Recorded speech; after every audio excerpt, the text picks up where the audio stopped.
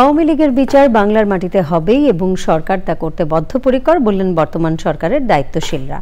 কি চায় নতুন বাংলাদেশে শীর্ষক ফোরাম আলোচনায় আরও উঠে আসে গণমাধ্যমের দায়বদ্ধতা ও দায়িত্বশীলতা নিয়ে বিভিন্ন সময়ে ওঠা প্রশ্ন এবং ভবিষ্যৎ করণীয় নিয়ে। মিথিলা নাজনীন জানাচ্ছেন।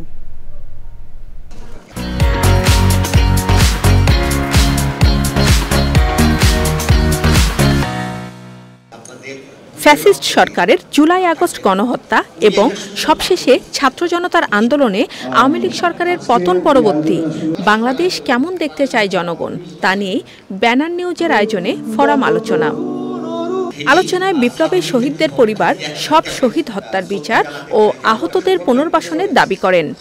বিএনপির পক্ষ থেকে তাতে একমত পোষণ করা হয়।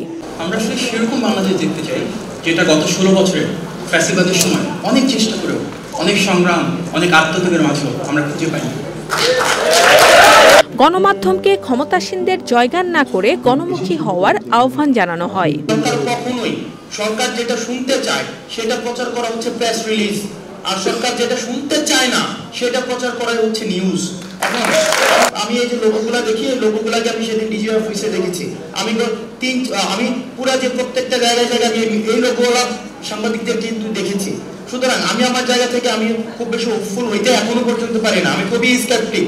সেই জায়গা থেকে আমি আপনাদের কাছে প্রত্যাশা করব যে 24 পরবর্তী বাংলাদেশে আপনারা ফ্যাক্টকে তুলে ধরুন। তুষণের যে সাংবাদিকতা, এই তুষণের সাংবাদিকতা করার প্রয়োজন নাই, ক্ষমতামুখী সাংবাদিকতা করার প্রয়োজন নাই। আপনারা মানুষ যেটা সরকার শুনতে চায় না সেই জিনিসগুলো হচ্ছে তুলে ধরুন, তাহলে সবসময় আপনারা প্রাসঙ্গিক থাকবেন। যে বাংলাদেশের বর্তমান ফ্যাসিজমের উৎপত্তি হয়েছে, মুক্তিযুদ্ধ যারা করে নাই তাদেরকে মুক্তিযুদ্ধের জনক বলছেন এবং যুদ্ধ যারা পরিচালনা করছেন তাদের নাম নাই। সবাইকে বিচারের আওতায় আনার আশ্বাস দেন প্রেস সচিব।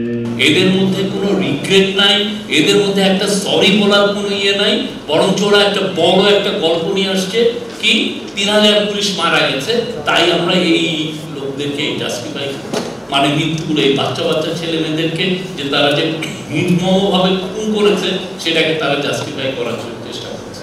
তা আমরা বলি যে আগে এটা বিচার হবে, আমি এই জায়গায় কোনো ধরনের কোনো রকমের কোনো ইয়ে হবে না, এদের বিচার হবে।